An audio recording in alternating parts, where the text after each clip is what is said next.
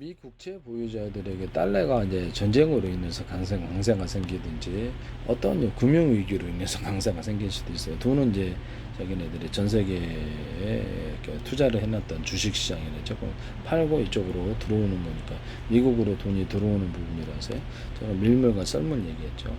지금 미국 중심으로 금융 시장이 이루어지고 있고요. 굉장히 비중이 큽니다. 그래서 돈이 이렇게 미국에서 나가서 전 세계 자산에서 투자했다가 들어오는 거, 이게 우리나라 같은 경우 우리나라 자금 외국 자금에 들어오면 주식은 올라가는 거고 팔면은 내려가게 되는 것이죠. 그래서 이런 밀물과 썰물이 더 중요한 부분이에요. 그래서 미국 국채 보유자에게 달러 강세는 환차익 발생, 자산 가치 상승, 안전자산 선호 방어 측면에서 일반 유리합니다. 그래서 내가 달러를 표시를 샀는데 2% 올랐다. 이 달러가 강세가 돼가지고 그러면 2%면 좀 큰 금액이긴 하지만 나는 앉아서 돈 버는 거죠. 내가 이제 미 달러를 갖다가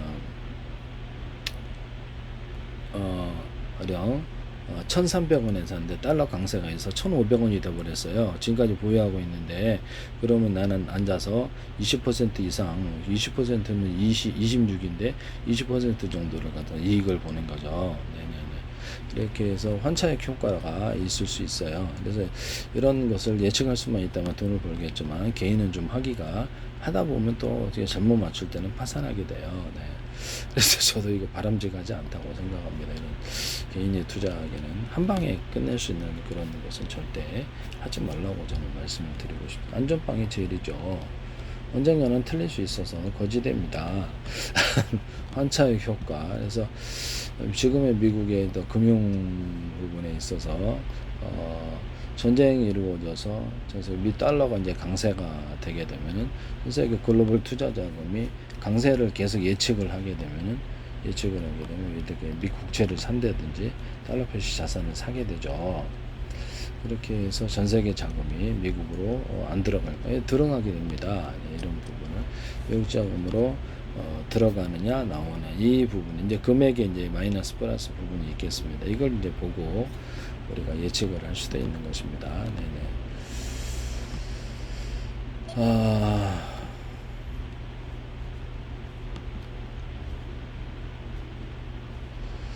강도 달러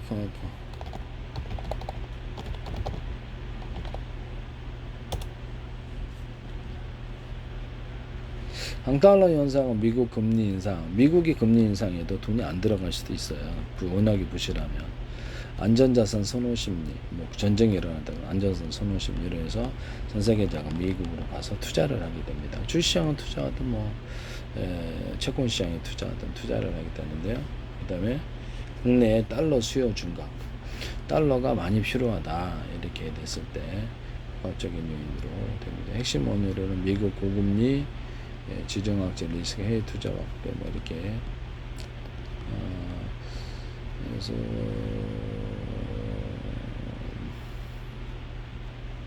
글로벌 안전자산 선호 이런 부분을 중동 등 이렇게 전쟁이 일어날 때 안전자산 달러가 이제 강세를 일어날 걸 예상하고 그쪽으로 자금이 들어가면 일종의 투자죠. 네네네.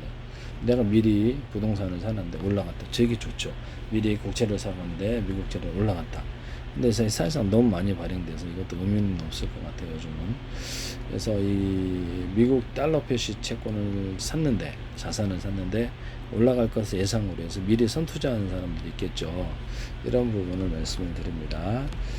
국내 투자자의 해외 주식 자산 투자 증가에서 이렇게 해서 미국 경제지표 호표, 미국 경제지표가 호조, 다른 경제에 비해서 미국 경제가 좋다라고 앞으로 경기를 상승할 미국 기업으로 얘기를 하자면 기업의 장사가 잘 된다 이 말씀이에요. 대신 부채가 많다. 그럼 파산할 것 같다면 저건 빼죠. 아무리 금리를 이렇게 우리 금리 높여줄게 회사에서 높여줄게 제발 좀 우리 채권 좀 사줘 안 산다고요. 기관 투자가들은 다 빠집니다. 개미들만 사죠. 네네. 그래서 근본적으로 미국의 달러가 이렇게 근본적으로 부실해지는 국채가 너무 많이 발행이 되거나 그런 부실해지게 되면 금리 인상을 해도 부정적인 것만 발생을 하게 되고 국채 가격을 폭락시켜서 오히려 미국의 금융 시스템 자체를 붕괴시켜 버리는 이런 사태를 맞이하게 되는 것이죠. 그래서 금리 인상을 절대 안 된다고 내가 말씀을 드렸었죠. 네네. 빨리 국가 통화로 전환하세요.